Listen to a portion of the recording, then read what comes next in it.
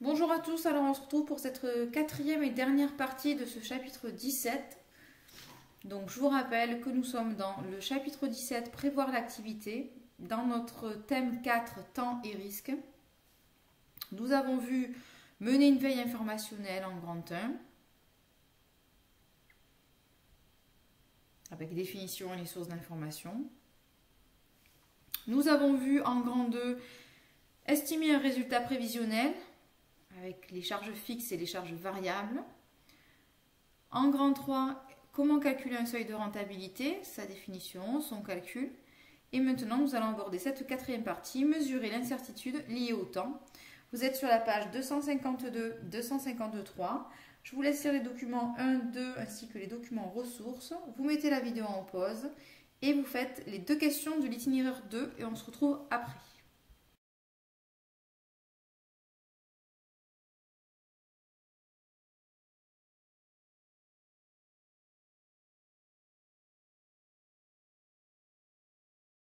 Alors, première question, calculer le point mort, la marge de sécurité et l'indice de sécurité lié au projet. Donc, vous avez déjà bien lu les documents ressources, d'accord? Donc, vous savez que le point mort, c'est une date, ok? C'est la date à laquelle on atteint notre seuil de rentabilité, ok? Donc, le seuil de rentabilité, on le connaît déjà, ok? Puisqu'on l'a calculé, il est à 170 423 €. Alors, on a repris le tableau qui était dans le document 1. Ok, et là, on l'a rempli. Donc, on a le chiffre d'affaires mensuel, ok, donc qui correspond à 28 € multiplié par le nombre de clients du mois de janvier. Donc, ça nous fait 4 200 € en janvier, 4 200 € en février, etc., etc. On a calculé le chiffre d'affaires cumulé, d'accord? Donc, au mois de janvier, on a cumulé que le mois de janvier, donc 4 200. Au mois de février, c'est le chiffre d'affaires du mois de janvier plus le chiffre d'affaires du mois de février, c'est-à-dire 8 400, etc., etc. D'accord? Au mois de juin, le chiffre d'affaires cumulé, c'est le chiffre d'affaires de janvier, février, mars, avril, mai et juin. Ok? Donc on arrive à 88 200 € en juin, par exemple.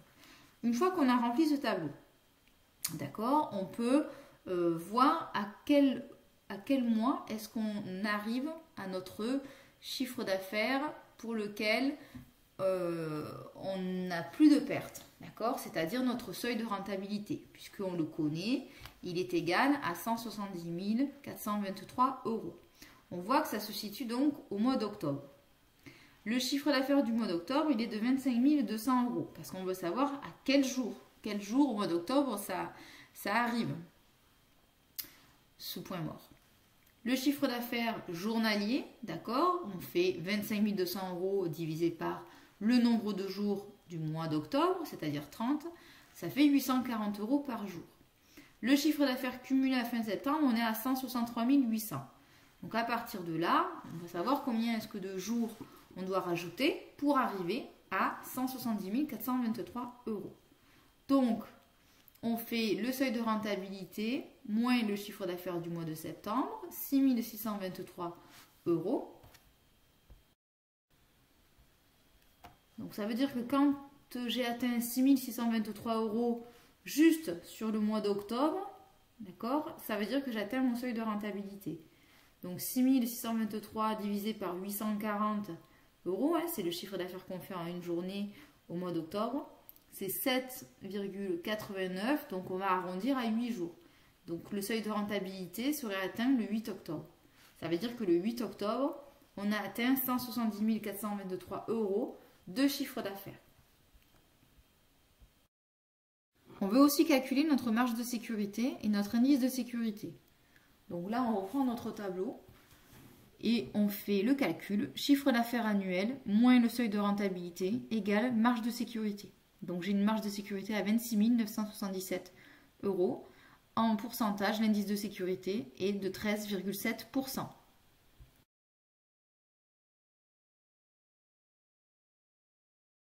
Conseillez-vous à Julien et Macha de réaliser leur projet. Donc il semble que Julien et Macha peuvent se lancer dans ce projet. L'activité des loisirs, elle est encore en phase de croissance. On a 80% des personnes interrogées qui sont intéressées par ce type de loisirs. Le chiffre d'affaires prévisionnel, il couvre les charges et dégage un bénéfice. L'indice de sécurité, il est de à peu près 14% et il permet de supporter des erreurs de prévision de chiffre d'affaires sans que l'entreprise soit en perte. Donc c'est plutôt positif, on pourrait leur conseiller de se lancer dans l'aventure. Voilà, c'est la fin de ces exercices. On va maintenant synthétiser les notions de cette quatrième partie. Donc, mesurer l'incertitude liée au temps. Grand A, le point mort. Grand B, la marge de sécurité. Grand C, l'indice de sécurité. Donc, le point mort correspond à une date. À cette date, le cumul du chiffre d'affaires réalisé depuis le début de l'année atteint le seuil de rentabilité. Si le chiffre d'affaires est régulier, il est possible de trouver le point mort avec le calcul suivant. Donc, point mort égale seuil de rentabilité multiplié par 365 jours divisé par le chiffre d'affaires annuel. Mais ça, c'est quand on a chaque mois le même chiffre d'affaires. Grand B, la marge de sécurité. Elle correspond à la différence entre le chiffre d'affaires annuel réel et le seuil de rentabilité. Elle représente la baisse potentielle de chiffre d'affaires que l'entreprise peut subir sans entraîner de perte. Donc, la marge de sécurité, c'est le chiffre d'affaires moins le seuil de rentabilité. Enfin, grand C, l'indice de sécurité. Il correspond à l'expression de la marge de sécurité en pourcentage du chiffre d'affaires. Donc, marge de sécurité divisée par le chiffre d'affaires annuel multiplié par 100. Par exemple, un indice de sécurité de 15% signifie que l'entreprise peut supporter une baisse du chiffre d'affaires de 15% maximum sans subir de pertes comptables. Cet indice permet donc de mesurer le risque pris lorsque l'entreprise fait des prévisions. Voilà, le chapitre 17 est donc terminé. Je vous remercie pour votre attention et on se retrouve bientôt pour le prochain chapitre.